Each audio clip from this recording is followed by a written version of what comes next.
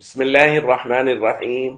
عن أبي هريرة رضي الله تعالى عنه عن النبي صلى الله عليه وسلم قال: سبعة يظلهم الله في ظله يوم لا ظل إلا ظله: الإمام العادل، وشاب نشأ في عبادة ربه، ورجل قلبه معلق في المساجد.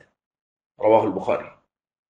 نبی کریم صلی اللہ علیہ وسلم نے ارشاد فرمایا، 7 قسم کے لوگ وہ ہیں جن کو اللہ قیامت کے دن اپنے عرش کے سایہ میں جگہ دیں گے، جس دن اس عرش کے سائے کے علاوہ کوئی سایہ نہیں ہوگا۔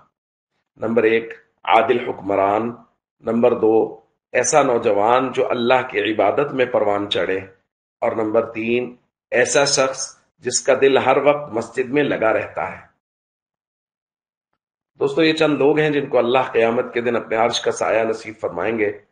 اور چونکہ ہمارا موضوع مساجد کی اہمیت اور فضیلت کا چل رہا ہے، تو تیسرے نمبر پر فرمایا گیا ہے رجل قلبہ معلق فی المساجد۔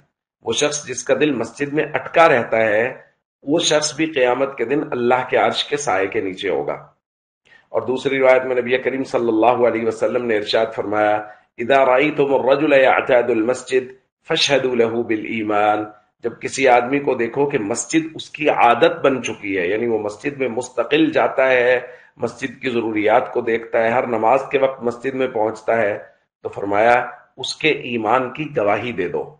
اور وجہ دلیل بھی حضور نے بیان فرمائی کہ قرآن کریم کہتا ہے انما یعمر مساجد اللہ من آمن باللہ والیوم الآخر، کہ سورہ توبہ میں ہے کہ مسجدوں کو تو آباد کرتے ہی وہ لوگ ہیں جو اللہ اور آخرت کے دن پہ ایمان رکھتے ہیں۔ تو مسجدوں کو آباد کرنے والے وہ لوگ جن کی عادت ہے مسجد میں جانا اور مسجد کی ضروریات کو خیال کرنا، تو ایسے لوگوں کے ایمان کی گواہی دینے کا حکم دیا گیا ہے کہ ایسے لوگوں کے ایمان کے بارے میں شک نہیں کر سکتے۔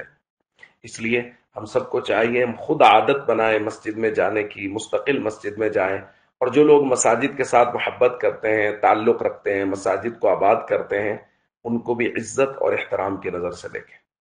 السلام علیکم ورحمۃ اللہ وبرکاتہ۔